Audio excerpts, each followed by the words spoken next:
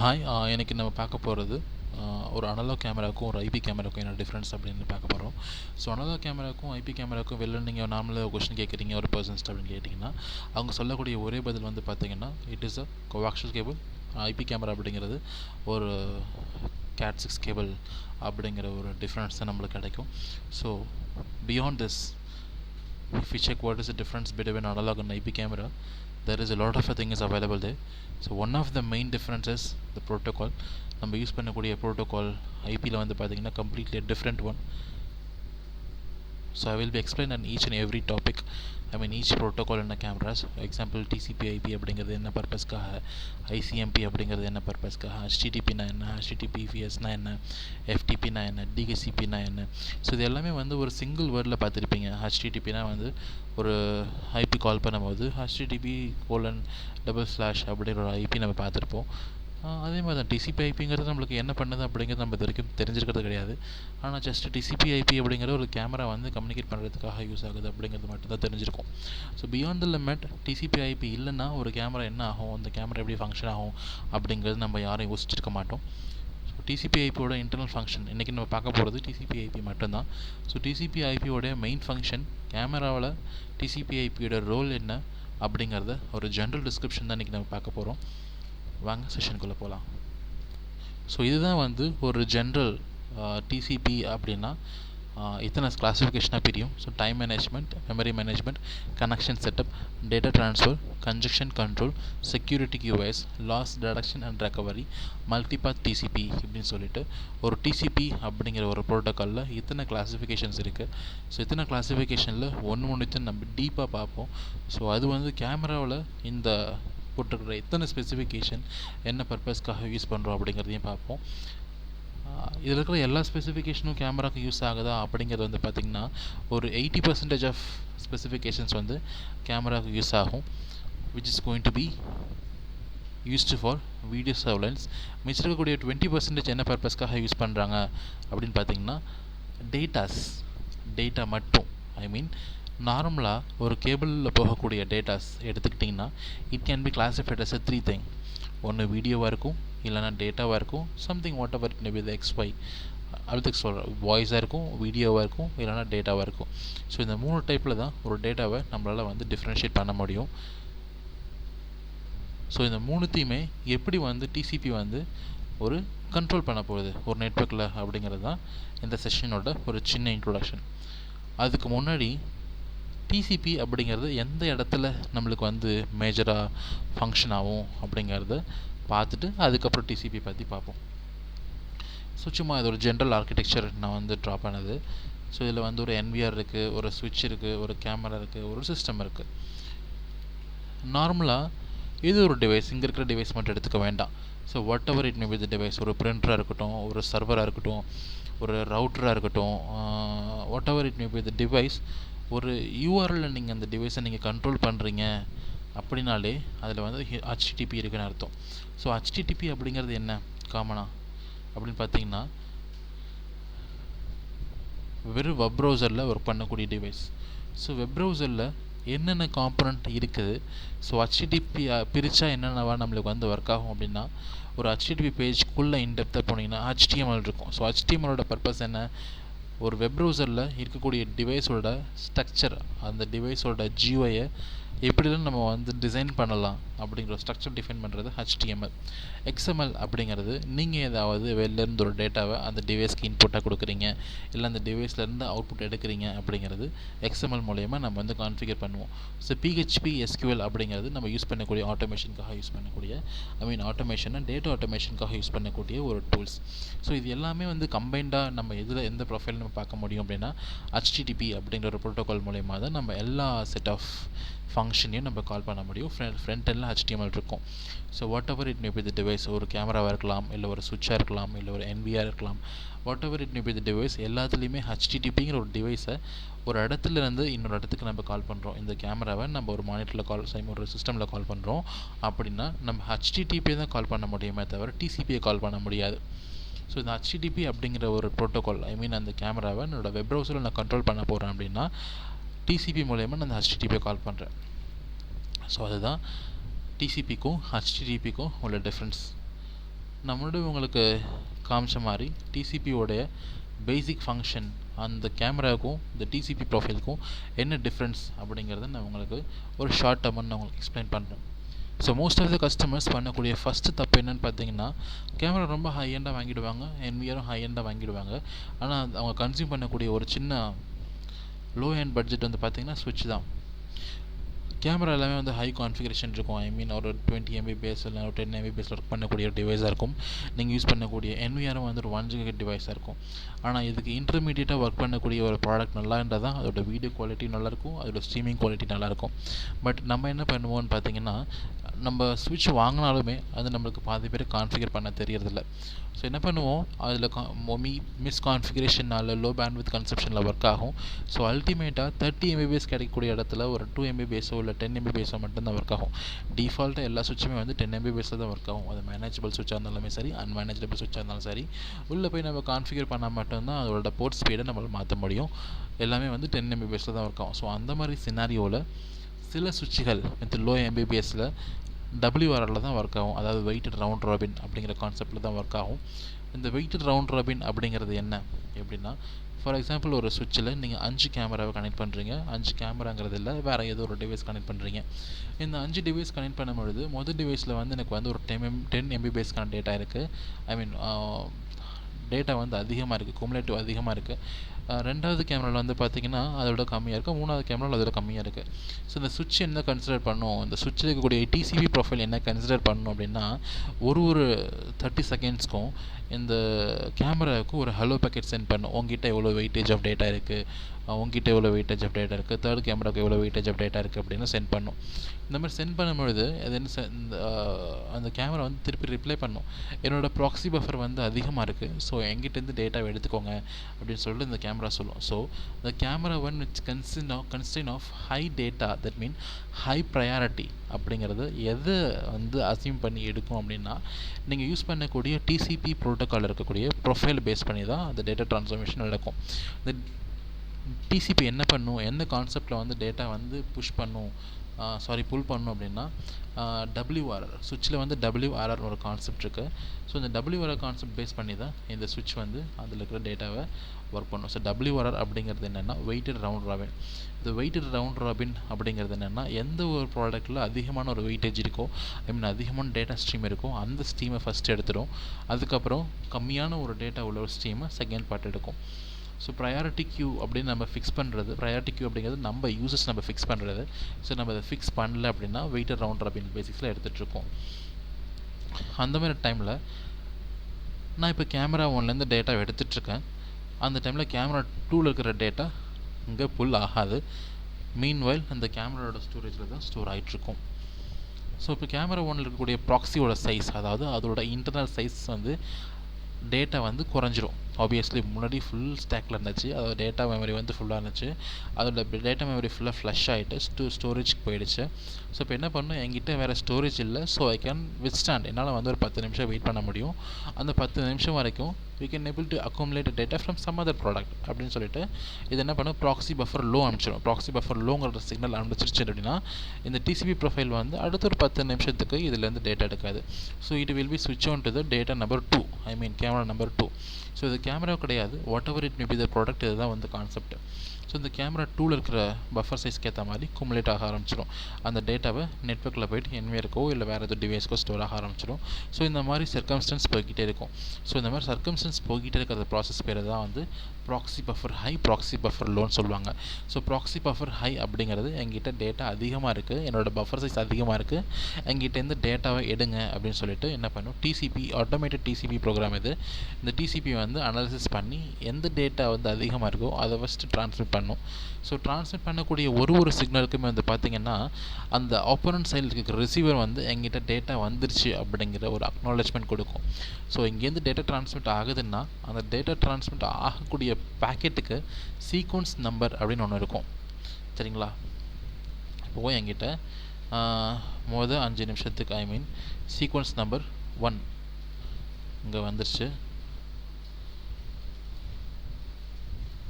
Sequence number 1 வந்துருச்சு. So 1லேருந்து 10 வரைக்கும் உள்ள சீக்வன்ஸ் நம்பர் வந்துருச்சு, சரிங்களா? So so 1 to 10 sequence number வரைக்கும் எனக்கு வந்துருச்சு. ஸோ 11th சீக்வன்ஸ் நம்பர் எனக்கு மிஸ் ஆகுது.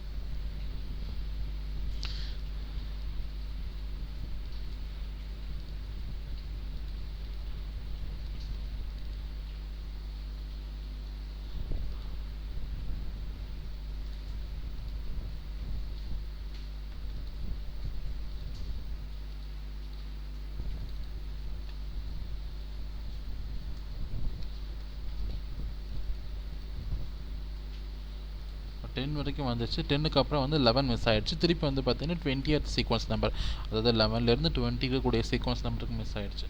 ஸோ அந்தமாரி டைமில் இந்த இருக்கக்கூடிய ஆப்பரண்ட் சைடில் ரிசீவ் பண்ணக்கூடிய டேட்டா என்ன பண்ணும் அப்படின்னா, என்கிட்டேருந்து 10th டேட்டா வரல, 10th சீக்வன்ஸ் நம்பர்லேருந்து எனக்கு டேட்டா வரல அப்படின்னு சொல்லிட்டு ஒரு நெகட்டிவ் அக்னாலஜ்மெண்ட் இந்த டிவைஸ்க்கு அனுப்பும். ஸோ இது என்ன பண்ணும், இன்டர்னலாக ஸ்டோர் பண்ணிகிட்டு இருக்கக்கூடிய சீக்வன்ஸ் நம்பர் ரெஃபரன்ஸ் வச்சுக்கிட்டு அந்த 10th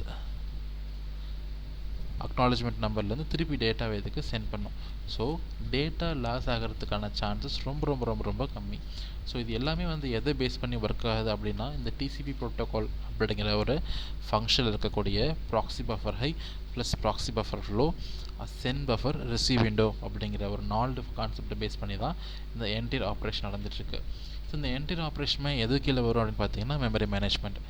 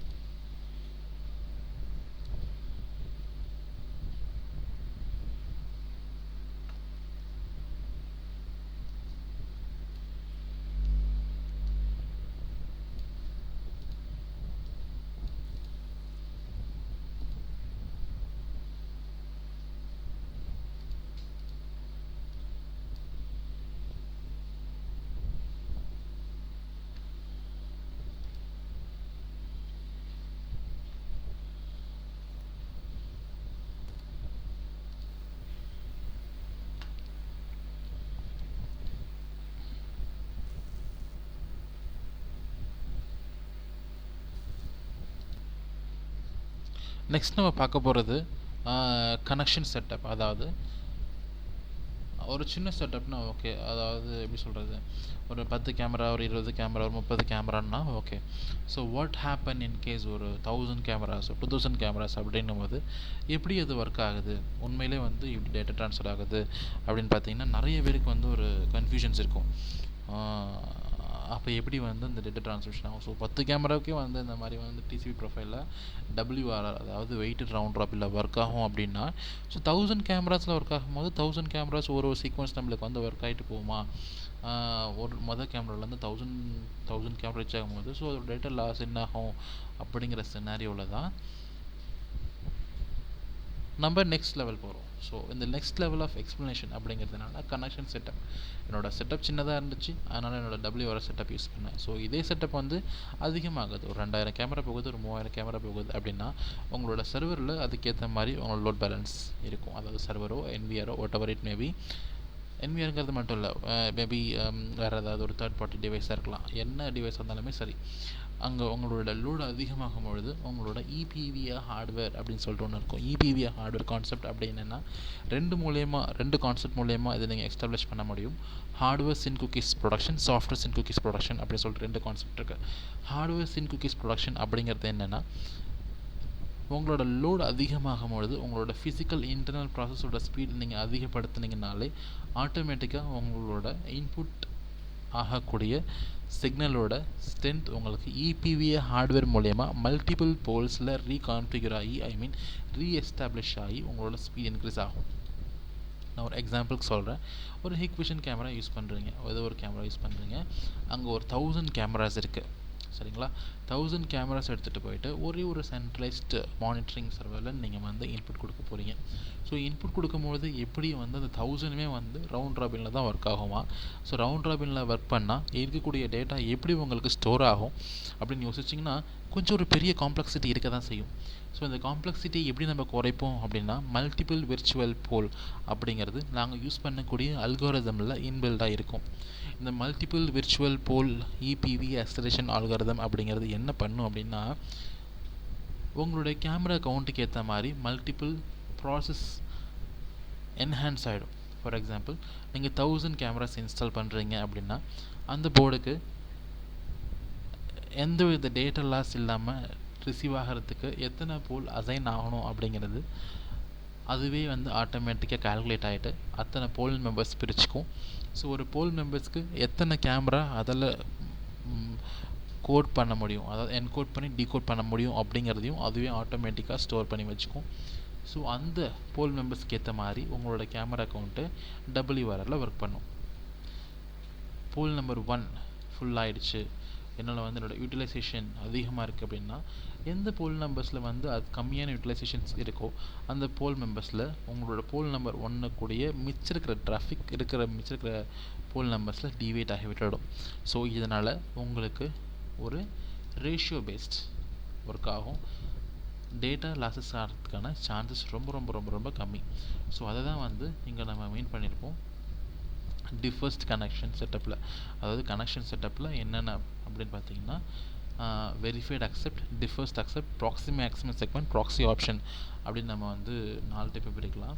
இந்த ப்ராக்ஸி ஆப்ஷன் அப்படிங்கிறது வீடியோ சர்வலன்ஸில் வராது, ரொம்ப ஹை அண்ட் டேட்டா செக்யூர் பிளேஸில் தான் மட்டும்தான் இந்த ப்ராக்ஸி ஆப்ஷன்ஸ் யூஸ் பண்ணுவாங்க. ப்ராக்ஸி ஆப்ஷனும் ப்ராக்ஸி மேக்ஸிமம் செக்மெண்ட் சைஸும். ஸோ இந்த ப்ராக்ஸி ஆப்ஷனும் ப்ராக்ஸி மேக்ஸிமம் செக்மெண்ட் சைஸும் எந்த இடத்துல யூஸ் பண்ணுவாங்க அப்படின்னா ஒரு பேங்கிங் செக்டார்ஸ் நீங்கள் போகிறீங்க, அந்த பேங்கிங் செக்டார்ஸில் நீங்கள் ஒரு பேமெண்ட் கேட்வேக்குள்ளே போகிறீங்க. ஸோ பேமெண்ட் கேட்வேக்குள்ளே போகும்பொழுது உங்களோட ஆத்தென்டிகேஷன் ப்ராசஸ் முடிஞ்சதுக்கப்புறம் உங்களோட வெப்பேஜ் அப்படிங்கிறது மேக்ஸிமம் ஒரு 5 நிமிஷத்துலேருந்து ஒரு 2 நிமிஷத்துலேருந்து 3 நிமிஷத்துக்குள்ளே தான் ஒர்க் ஆகணும் அப்படிங்கிறத டிஃபால்ட் அல்காரிதம். ஸோ அந்த அல்காரிதம்குள்ளே வரக்கூடிய ப்ராக்ஸிஸ் எல்லாமே உங்களோட ப்ராக்ஸி சர்வர் மூலயமா தான் மட்டும்தான் ஒர்க் ஆகும். ஸோ அந்த ப்ராக்ஸியை மெயின்டைன் பண்ணுறது தான் வந்து ப்ராக்ஸி ஆப்ஷன். ஸோ ஒன்ஸ் நீங்கள் பேங்கிங் வெப்சைட் ஓப்பன் பண்ணதுக்கப்புறம் டெம்ப்ரவரியாக உங்களுக்கு வந்து ஒரு செஷன் ஓப்பன் ஆகும். பேங்கிங் சைட்ஸில் வந்து உங்களுக்குன்னு ஒரு பர்டிகுலர் டைம் வரைக்கும் உங்களுக்கு ஒரு டெம்ப்ரவரி செஷன் ஓப்பன் ஆகும்.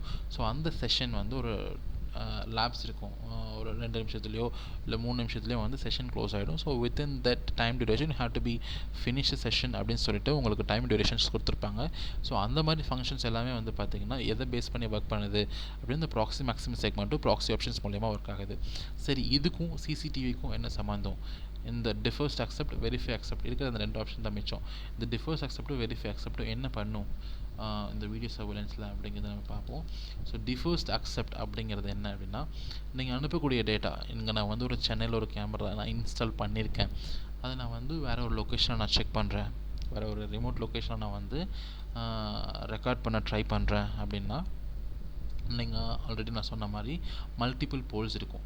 இந்த மல்டிபிள் போல்ஸ் என்ன பண்ணும் அப்படின்னா உங்களுடைய டேட்டா வந்து உண்மையிலே வந்து வேலிட் தானா அப்படிங்கிறத செக் பண்ணுறதுக்காக multiple level of authentication, multiple level of encryption and decryption இருக்கும். ஃபார் எக்ஸாம்பிள் இங்கேருந்து நான் வந்து ஒரு MD5 எனேபிள் பண்ணுறேன் அப்படின்னா இங்கே MD5 இருந்தால் மட்டும்தான் உங்களோட டேட்டா வந்து டிரான்ஸ்மிட்டர்லேருந்து ரிசீவர் சைடில் ரிசீவ் ஆகும். ஸோ இன்கேஸ் இங்கே வேறு என்கிரிப்ஷனும் இருந்துச்சு அப்படின்னா இது வந்து கம்யூனிகேட் ஆகாது. இதுதான் வந்து டிஃபர்ஸ்ட் அக்செப்ட் அப்படின்னு சொல்லுவாங்க. ஸோ வெரிஃபைட் அக்செப்ட் அப்படிங்கிறது என்னென்னா ஒரு இடத்துலேருந்து இன்னொரு இடத்துக்கு வந்து டேட்டா கம்யூனிகேட் ஆகுது அப்படின்ற பட்சத்தில் நான் விர்ச்சுவல் போல் நம்பர் 1 அப்படிங்கிறது என்னோட யூட்டிலைசேஷன் கெப்பாசிட்டி 80 தான். ஸோ 80க்கு மேலே போனால் நான் ஒர்க் பண்ண மாட்டேன் அப்படின்னு நம்ம கான்ஃபிகர் பண்ணி வச்சிடறோம் அப்படின்னா ஸோ 80க்கு மேலே யூட்டிலைசேஷன் போச்சுன்னா என்ன யூஸ் பண்ணாதீங்க, விர்ச்சுவல் போல் 2 யூஸ் பண்ணுங்கள் அப்படின்னு நம்ம கான்ஃபிகர் பண்ணி வச்சிருவோம். So verify accept. ஸோ ஒரு இன்கமிங் கனெக்ஷன் அந்த சர்வருக்கு வருதுன்னா ஸோ எந்த போல் ஃப்ரீயாக இருக்கோ அந்த போலுக்கு ஏற்ற மாதிரி ஆட்டோ டிவியேட் வரக்கூடிய இன்கமிங் சிக்னல் உடனே எனக்கு ப்ராசஸ் ஆகணும். ஸோ ஆட்டோ டிவியேட் பண்ணி நம்ம அந்த சிக்னலை ப்ராசஸ் பண்ணி சர்வருக்கு அனுப்புகிறோம். ஸோ இதுதான் வந்து வெரிஃபை அக்செப்ட். ஸோ இந்த ரெண்டு கான்செப்ட் வந்து ரொம்ப ரொம்ப ரொம்ப ரொம்ப வந்து ஒரு வீடியோ சர்வைலன்ஸில் ரொம்ப ரொம்ப முக்கியம். So connection management. So next வந்து பார்த்திங்கன்னா என்ன பார்க்க போகிறோம் அப்படின்னா செக்யூரிட்டி அண்டு QoS. செக்யூரிட்டி QoSும் கன்ஜெக்ஷன் கண்ட்ரோலும் கிட்டத்தட்ட ஒரு லாஸ் டிடக்ஷன் ரெக்கவரிக்காக தான் யூஸ் பண்ணுவோம். லாஸ் டிடக்ஷன் ரெக்கவரி இது நான் சொல்ல கன்ஜெக்ஷன் கண்ட்ரோல், செக்யூரிட்டி QoS, இந்த லாஸ் டிடக்ஷன் ரெக்கவரி வந்து மூணுமே கிட்டத்தட்ட ஒன்று தான். இதில் வந்து ஒரு சில பாயிண்ட்ஸ் மட்டும்தான் நம்மளுக்கு வந்து யூஸ் ஆகும். எல்லாமே நம்மளுக்கு வீடியோ சர்வலன்ஸ் பர்பஸ்க்காக நம்ம யூஸ் பண்ண மாட்டோம். ஒரு சில ஃபங்க்ஷன்ஸ் மட்டும்தான் நம்ம யூஸ் பண்ணுவோம். ஸோ அந்த ஒரு சில ஃபங்க்ஷன்ஸ் அப்படிங்கிறது என்னென்னா conjunction control, appropriate byte count அப்படிங்கிறது என்னென்னா நம்ம எவ்வளோ டேட்டா ட்ரான்ஸ்மிட் ஆகுது, ஒரு கேமராலேருந்து எவ்வளோ டேட்டா ட்ரான்ஸ்மிட் ஆகுது, எவ்வளோ டேட்டா ரிசீவ் ஆகுது அப்படிங்கிறது அப்ராப்ரியேட் பைட் கவுண்ட் அப்படிங்கிறது நம்மளால் வந்து கவுண்ட் பண்ண முடியும். அந்த அப்ராப்ரியேட் பைட் கவுண்ட் அப்படிங்கிறது NVRலேயோ இல்லை வந்து கேமராலேயோ வந்து எந்த பர்பஸ்க்கு யூஸ் பண்ணணும் அப்படின்னா, ஒரு சுவிட்சோட GUIயில் நீங்கள் வந்து ஓப்பன் பண்ணுறீங்க, அந்த சுவிட்சோட GUIயில் வந்து ஒரு பர்டிகுலர் போர்ட் சூஸ் பண்ணுறீங்க, அந்த பர்டிகுலர் போர்ட்டில் வந்து லிங்க் QoSன்னு சொல்கிற ஆப்ஷன் இருக்கும்.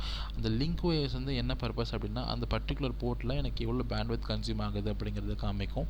அதே மாதிரி NVRோட GUIயில் நீங்கள் லாகின் பண்ணிங்கன்னா அந்த ஈத்தர்நெட் இன்டர்ஃபேஸில் எனக்கு எவ்வளோ வந்து டேட்டா ஃப்ளோ ஆகிட்டுருக்கு அப்படிங்கிறது உங்களுக்கு காமிக்கும். ஸோ இதுதான் வந்து அப்ரோப்ரியேட் பைட் கவுண்ட் அப்படின்னு சொல்லுவாங்க. ஸோ இது யூஸ் பண்ணலாம். அதே மாதிரி சில ப்ராடக்ட்டில் யூஸ் பண்ணக்கூடிய ஸ்விட்சஸில் வந்து பார்த்திங்கன்னா நாங்கள் வந்து DDoS வந்து ப்ரிவென்ட் பண்ணியிருக்கோம் அப்படின்னு சொல்லுவாங்க. ஸோ DDoSக்கும் ஒரு TCP ப்ரொஃபைலுக்கும் என்ன டிஃப்ரென்ஸ், என்ன பர்பஸ்க்காக நம்ம வந்து DDoSக்கு யூஸ் பண்ணுறோம் அப்படின்னா I will show now.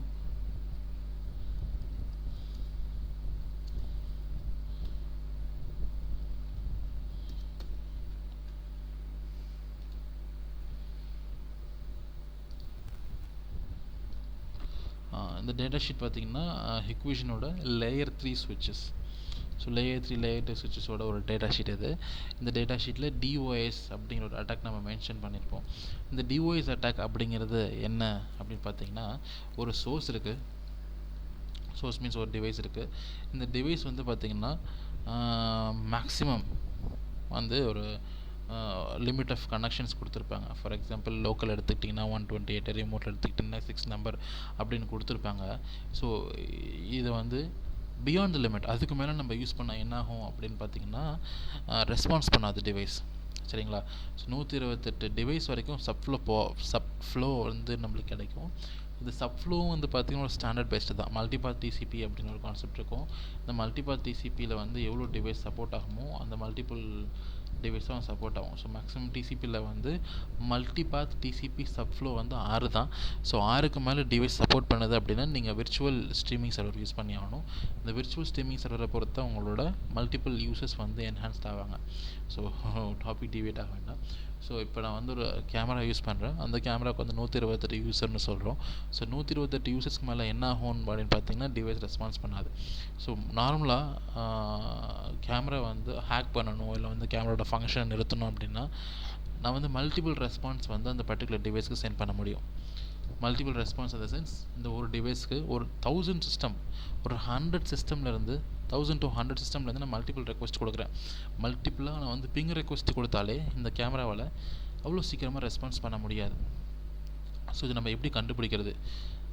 As a ஒரு CCTV இன்ஜினியராக நம்ம எப்படி கண்டுபிடிக்க முடியும் அப்படின்னு பார்த்தீங்கன்னா நீங்கள் யூஸ் பண்ணக்கூடிய சுவிட்சில் உங்களுக்கு லாக்ஸ் வரும்.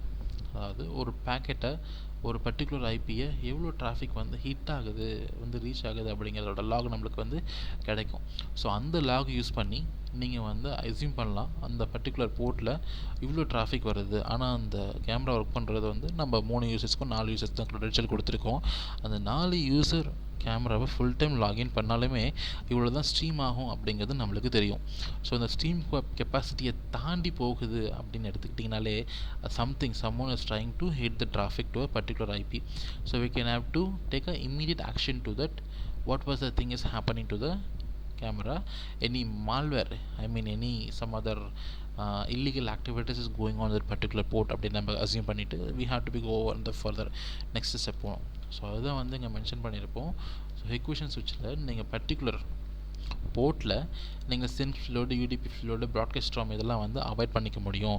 So large traffic attacks initialize ஆகுது, நான் வந்து ஒரு கேமரா வந்து மல்டிபிள் டார்கெட்லேருந்து மல்டிபிள் பிங் ரெக்வஸ்ட் கொடுக்குறாங்க அப்படின்னா it will be stop the large traffic attack. நிறைய டிராஃபிக் இன்புட் வரும்போது அதெல்லாம் வந்து பிளாக் பண்ண முடியும் அப்படின்னு நாங்கள் மென்ஷன் பண்ணியிருப்பாங்க.